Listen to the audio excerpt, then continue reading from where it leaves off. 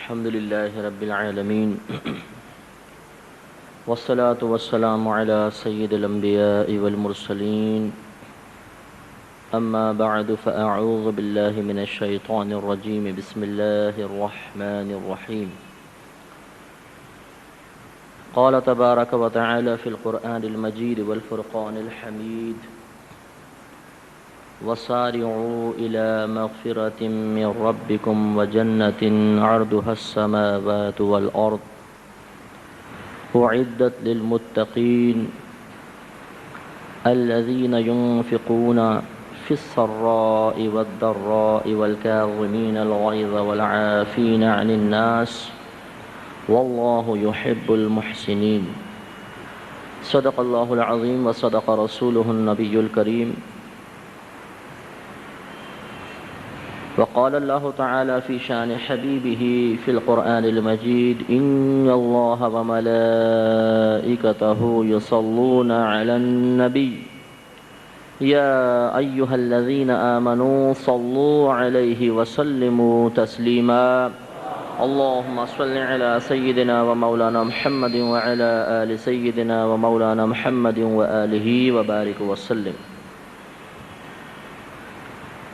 2:45 پر چونکہ خطبہ ہوگا تو انشاءاللہ کوشش یہی ہوگی کہ اس سے پہلے ہمارا بیان اختتام پذیر ہو جائے، لہذا بہت یکسوئی اور توجہ کا طالب ہوں، ٹو دا پوائنٹ گفتگو کرنے کی کوشش کروں گا، مختصر اور جامع بات کی کوشش ہوگی، اس لیے توجہ بہت ضروری ہے۔ میں سب سے پہلے شکریہ ادا کرتا ہوں آپ کے اس علاقے کے MLA جناب احمد پاشا صاحب کا، آپ کی مسجد کے صدر اور ممبر آف پارلیمنٹ اسد الدین اویسی صاحب اور QTV کے کوآرڈینیٹر جناب حاجی سیٹھ صاحب کا کہ آپ حضرات نے یہاں مدعو کیا اور کچھ کلمات کہنے کی سعادت بخشی۔ آپ سب کا شکر گزار ہوں کہ آپ یہاں تشریف لائے۔ ویسے تو جمعے میں آنا ہی تھا، لیکن بہت سے ایسے بھی ہوں گے جو صرف بیان سننے کے لیے بھی آئے ہوں گے، تو ان کا بھی میں شکر گزار ہوں کہ آپ نے اپنا قیمتی وقت نکال کر یہاں پر تشریف فرما ہو کر عزت افزائی فرمائی۔ الحمدللہ ربیع الاول کا مبارک مہینہ آتا ہے تو محبت رسول کے تقاضے کے تحت اظہار محبت رسول ہونا شروع ہو جاتا ہے، اور ہر شخص اپنی ہمت، اپنی وسعت اور اپنی محبت اور عشق کے تقاضے کے مطابق اظہار کرتا ہے۔ نبی کریم صلی اللہ علیہ وسلم کی محبت ایمان کی کاملیت کے لیے جزو لازم ہے۔ بخاری کی مشہور روایت آپ نے سنی ہوگی، نبی کریم صلی اللہ علیہ وسلم نے ارشاد فرمایا کہ اس وقت تک تمہارا ایمان کامل نہیں ہوتا جب تک کہ میں تمہیں تمہارے مال، تمہاری اولاد، حتیٰ کہ تمہاری جان سے زیادہ پیارا نہ ہو جاؤں۔ تو محبت رسول بہت امپورٹنٹ چیز ہے، اور ایک مومن کے لیے، ایک مسلمان کے لیے اس میں اضافہ لازم ہے، جتنا زیادہ اضافہ ہو اتنا بہتر۔ اس لیے آپ ملاحظہ فرمائیں گے خصوصاً اہل سنت والجماعہ میں کہ کثرت کے ساتھ نبی کریم صلی اللہ علیہ وسلم کے فضائل بیان کیے جاتے ہیں۔ وجہ وہی ہے کہ اللہ تعالیٰ نے اپنے حبیب کریم صلی اللہ علیہ وسلم کے ذریعے ہمیں کاملیت ایمان کا ایک طریقہ سمجھا دیا، ایک ذریعہ دے دیا۔ اس ذریعے کو بنیاد بنا کر کوشش یہ کی جاتی ہے کہ کثرت سے ذکر رسول ہو، ان کے محافل سجائی جائیں، ہماری آنے والی نسلیں نبی سے زیادہ قریب ہوں، اور ان کے دل میں محبت رسول بڑھتی چلی جائے، اور یہ محبت رسول ہمارے ایمان کو کامل کر کے اللہ کی بارگاہ میں بھی مقبول بنا دے۔ لیکن یہ بات بھی بہت توجہ طلب ہے کہ محبت کسے کہتے ہیں اور محبت کے شرعی تقاضے کون کون سے ہیں؟ کیا ہمارے پاس کوئی ایسا معیار ہے، کوئی ایسا آئینہ ہے، کوئی ایسا آلہ ہے کہ جس کے ذریعے یا جس آئینے کے سامنے کھڑے ہو کر میں اس بات کا اندازہ کر سکوں کہ واقعی میں اپنے نبی سے محبت کرتا ہوں؟ پھر ایک ہوتا ہے ناقص، ایک ہوتا ہے اعلیٰ، کامل۔ مثال کے طور پہ آپ کسی موٹر میکینک کے پاس جائیں تو ہمارے ہاں تو جو سیکھنے والے ہوتے ہیں ان کو کہتے ہیں چھوٹا، چھوٹے پانا لے کر آؤ، چھوٹے یہ کرو، چھوٹے وہ کرو۔ اور ایک استاد صاحب ہوتے ہیں مستری صاحب، اور مستری چھوٹا بھی کہلائے گا، مستری بڑا بھی کہلائے گا، فرق ہے۔ یہ ناقص ہے، وہ کامل ہے۔ ناقص کو کام دیتے ہوئے آپ گھبرائیں گے، ہو سکتا ہے بگاڑ دے۔ کامل کو کام دیتے ہوئے اعتماد کے ساتھ دیں گے، کیونکہ معلوم ہے کام بنائے گا۔ کامل کامل ہوتا ہے، ناقص ناقص ہوتا ہے۔ کامل کی ویلیو زیادہ ہوتی ہے، ناقص کی ویلیو کم ہوتی ہے۔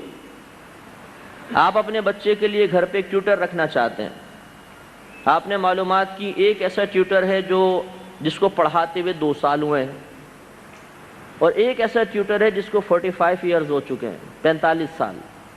آپ کس کو رکھیں گے؟ اگر آپ افورڈ کر سکتے ہیں تو آپ اس کو رکھیں گے جو 45 ایئرز کا تجربہ رکھتا ہے، کیونکہ وہ اپنے اس فن میں کامل ہے۔ کامل کی قدر و قیمت بہت زیادہ ہوتی ہے، ناقص کی قدر و قیمت کچھ بھی نہیں ہوتی۔ لہٰذا اب یہ ہمیں ضرور غور کرنا ہے کہ محبت رسول کیا ہے، مجھ میں محبت رسول ہے یا نہیں، اور ہے تو وہ کس درجے کی ہے، کامل ہے یا ناقص ہے، تاکہ پھر ہم واقعی اپنے آپ کو محبت رسول کہنے والا، عاشق رسول کہلوانے کے مستحق ہو سکے۔ لہذا یاد رکھیے کہ محبت تو کہتے ہیں میلان قلب کو، دل کا کسی کی طرف مائل ہو جانا، یہ محبت ہے۔ جب اس میں شدت پیدا ہوتی ہے، زیادتی پیدا ہوتی ہے، تو اسی کا نام عشق رکھ دیا جاتا ہے۔ تو اس تعریف سے اتنی بات ضرور سمجھ میں آ گئی کہ محبت کا تعلق دل کے ساتھ ہے۔ یہ دل کی ایک کیفیت کا نام ہے۔ دل جب کسی کی طرف مائل ہو جائے تو ہم کہتے ہیں کہ مجھے اس سے محبت ہو گئی، جب اس میں شدت پیدا ہو جائے تو ہم کہتے ہیں مجھے اس سے عشق ہو گیا۔ اس میں ظاہر کا کوئی دخل نہیں ہوتا، دل کا معاملہ ہے۔ لہذا اس اعتبار سے اگر آپ غور کریں گے تو مجھے کامل یقین ہے، میرا حسن ظن ہے کہ کوئی مسلمان ایسا نہیں کہ جس کے قلب میں محبت رسول موجود نہ ہو۔ ہر ایک کے قلب میں نبی کی طرف دل مائل ہے، اور یہ اللہ کا بڑا کرم ہے کہ اللہ نے وَرَفَعْنَا لَكَ ذِكْرَكَ، اے حبیب ہم نے آپ کے لیے آپ کے ذکر کو بلند کر دیا۔ اس کے ذریعے اللہ تعالیٰ نے ہر مومن کے قلب میں محبت رسول کو ڈال دیا ہے۔ میرے خیال میں پوری کائنات میں کسی مرد کا اتنا تذکرہ نہیں ہوتا ہوگا جتنے ہمارے نبی کریم صلی اللہ علیہ وسلم۔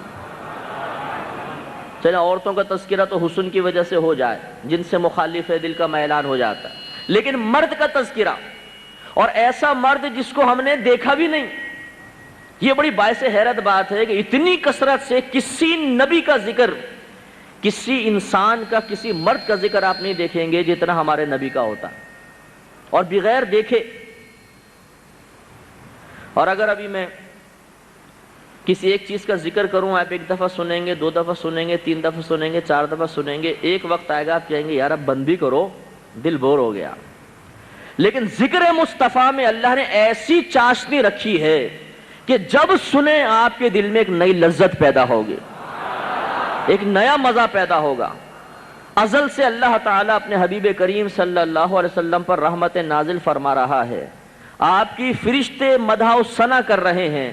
جب انسانوں کی پیدائش ہوئی، انسان کرتا چلا جا رہا ہے، ازل سے ہو رہا ہے، ازل سے اللہ کی، پھر اس کے بعد جب مخلوق پیدا ہوئی، پھر ان کی طرف سے مدح سرائی ہوتی رہی، ہو رہی ہے، اور قیامت تک ہوتی رہے گی۔ لیکن یہ ایک ایسا ذکر ہے جس سے اللہ تعالیٰ نے بوریت کو باہر نکال دیا، تنگ دلی کو باہر نکال دیا۔ تو یہ اللہ کا کرم ہے، اس نے ذکر میں ایک لذت، ایک مزہ رکھا ہے۔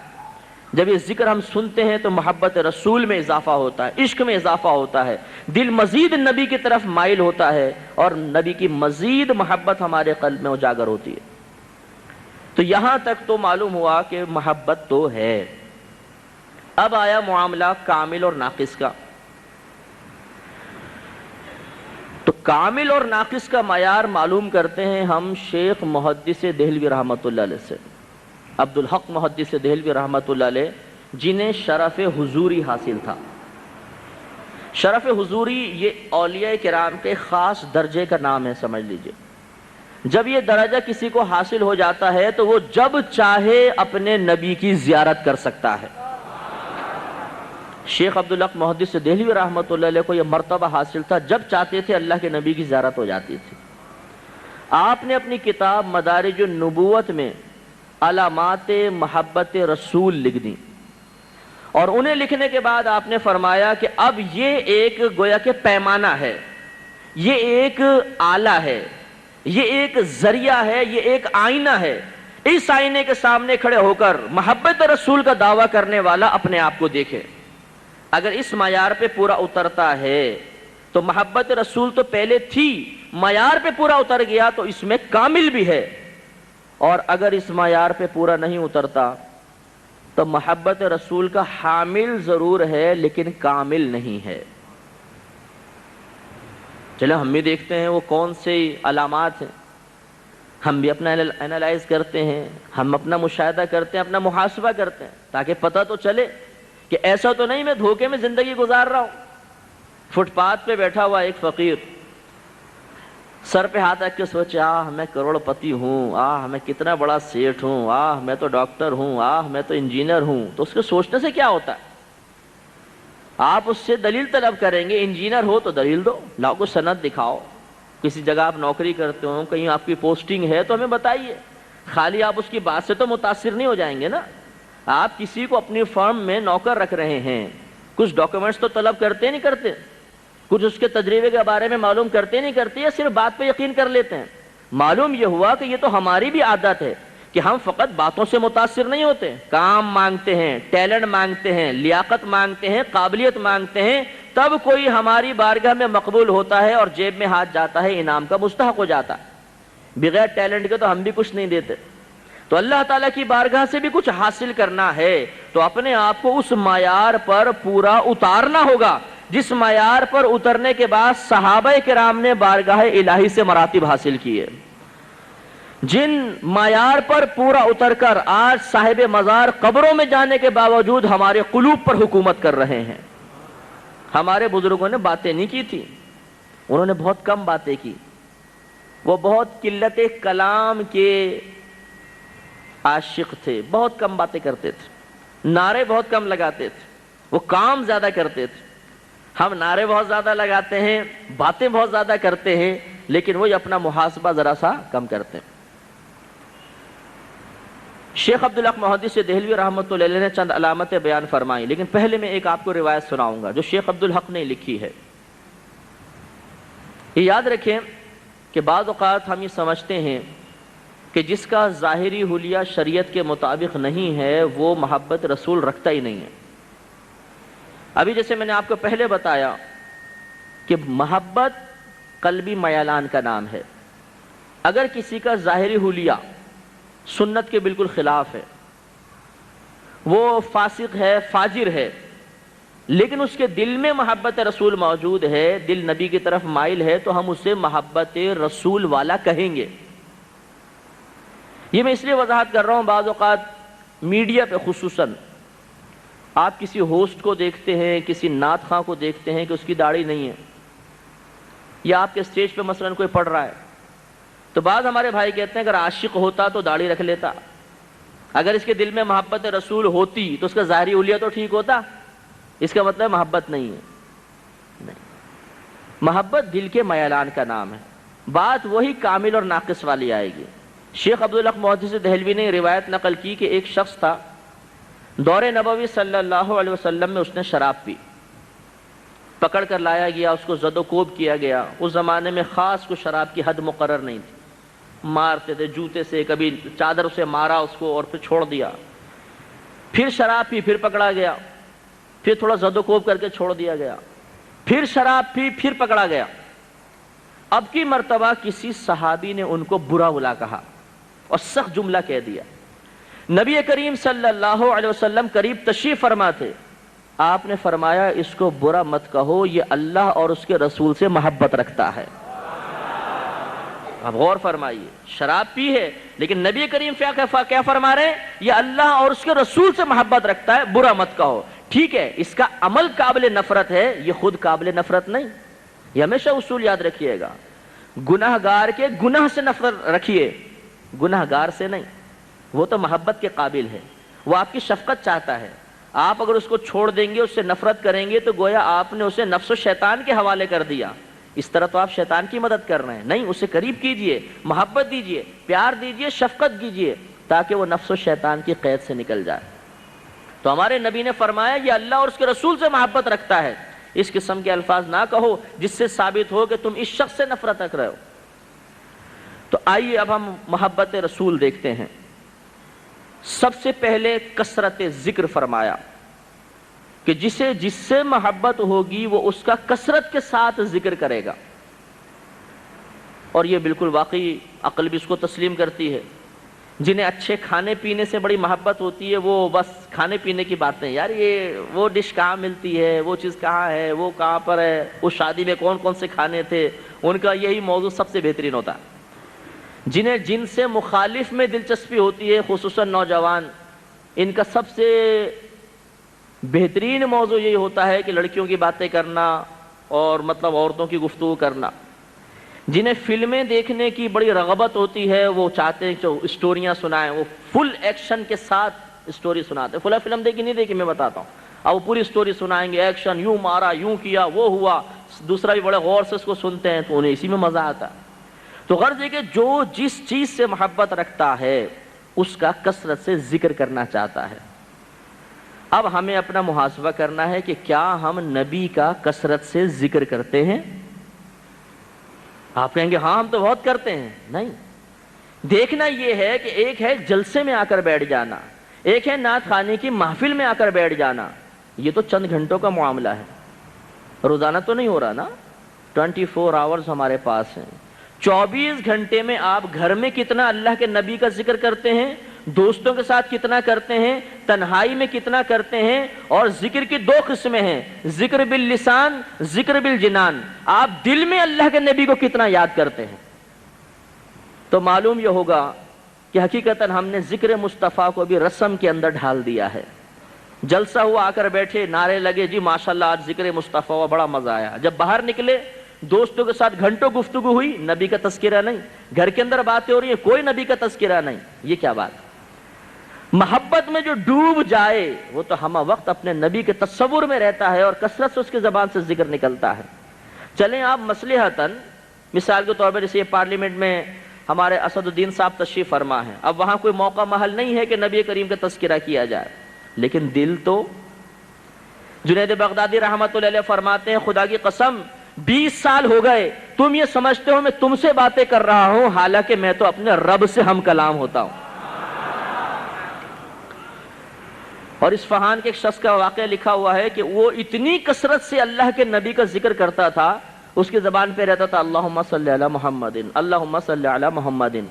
شیخ عبدالحق محدث دہلوی رحمۃ اللہ علیہ فرماتے ہیں وہ جس مقام پر جا کر کھڑا ہو جاتا، جو مرد، جو عورت، جو بچہ اس کے پاس سے گزرتا، اس کی زبان سے بھی نکلتا اللہم صلی علی محمد، اور لوگوں نے اس کی پہچان ہی یہ رکھ دی تھی، وہ کون؟ اچھا وہ اللہم صلی علی محمد۔ تو اس لیے ذکر کثرت سے ہونا یہ محبت کی علامت ہے۔ تو آپ اپنے 24 آورز پہ توجہ فرمائیں، زبان سے نکلنے والے کلمات، ذہن میں آنے والے خیالات کا مشاہدہ کریں، ان کا محاسبہ کریں اور غور کریں کہ اس 24 گھنٹے میں سے کتنی فکر نبی کی ہے، کتنا ذکر نبی کا ہے، کتنے کلمات نبی کے لیے ہو رہے ہیں، تو معلوم ہوگا کہ بہت کم، بہت ہی کم۔ میں یہ نہیں کہہ رہا ہوں ہاتھ اٹھائیں، غور، تفکر، میں ایک فکر دینا چاہتا ہوں، اس پہ آپ غور کیجئے گا۔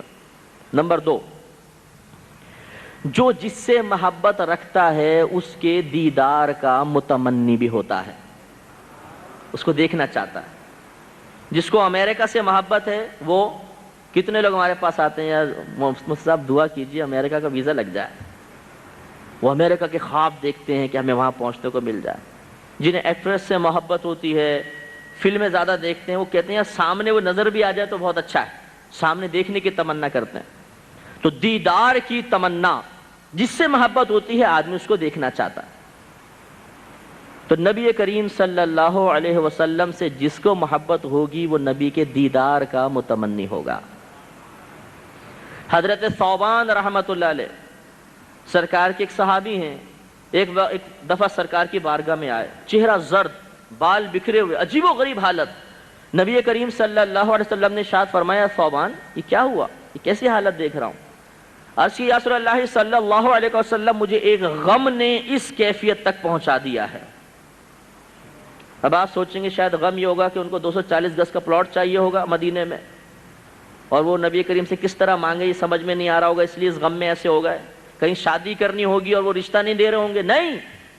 اسی رسول اللہ صلی اللہ علیہ وسلم اس غم نے مجھے پریشان کر دیا کہ دنیا میں تو جب میں چاہتا ہوں آ کے آپ کی زیارت کر لیتا ہوں، لیکن جب ہمارا وصال ہو جائے گا، آپ جنت میں اعلیٰ مرتبہ پا جائیں گے، میں اگر داخل جنت ہوا بھی تو ادنا مرتبے میں ہوں گا، تو پھر میں آپ کی زیارت کیسے کروں گا، آپ کی زیارت کے بغیر کیسے رہوں گا؟ اس غم نے میری یہ حالت کر دی ہے. نبی کریم صلی اللہ علیہ وسلم نے ارشاد فرمایا المرء مع من احب. سرکار نے ارشاد فرمایا کہ ہر شخص اسی کے ساتھ ہوگا جس سے اس نے محبت کی ہے. ہم سے محبت رکھو گے جنت میں ہمارے ساتھ ہوگے، جتنی مرضی زیارت کرنا. تو صحابہ کرام کی یہ حالت، وہ سرکار کے دیدار کے لیے انتہائی بے چین ہوا کرتے تھے. سرکار کا ایک خچر مبارک تھا، قطمیر اس کا آپ نے نام رکھا تھا. ایک یہودی کے پاس سے آیا تھا. جب یہ خچر مال غنیمت میں آیا تو اس خچر نے نبی کریم صلی اللہ علیہ وسلم سے ہم کلام ہونے کا شرف حاصل کیا تھا، اور اس نے عرض کی تھی یا رسول اللہ صلی اللہ علیہ وسلم میری نسل میں سے آباء و اجداد میں جتنے خچر گزرے ہیں ہر ایک پر کسی نہ کسی نبی نے سواری کی ہے، اور اللہ کی عطا سے مجھے معلوم ہوا کہ آپ آخری نبی ہیں اور میں اپنی نسل میں سے سب سے آخری ہوں. میں نے آج تک اپنی پیٹھ پر کسی یہودی کو سوار ہونے نہیں دیا. جب کوئی سوار ہونے کی کوشش کرتا میں اسے گرا دیتا، اس لیے کہ میری تمنا تھی کہ میرے نبی مجھ پر سوار ہو جائے. روایت میں آتا ہے سرکار صلی اللہ علیہ وسلم جب کسی صحابی کو بلانا چاہتے تو ان کو اشارہ کرتے قطمیر بلا کر لاؤ.